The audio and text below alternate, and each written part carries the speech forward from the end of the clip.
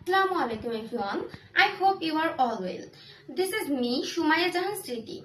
Today I am going to introduce myself. Currently I am studying at Daffodil International University, Department of English.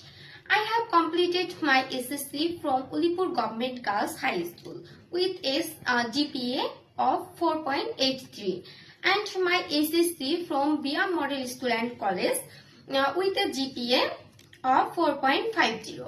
I am a dedicated student who always try to learn new things and improve myself.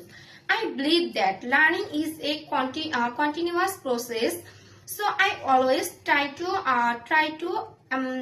my time a meaningful way. I am especially interested in developing my English skills and presentation skills.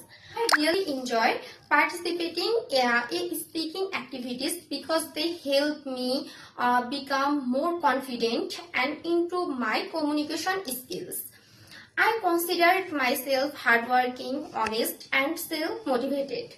I can work both individually and as a part of a team. I always try to stay positive and face challenges with confidence. My goal is to build a successful career and to become a good human being who can contribute positivity to society. That's all about me.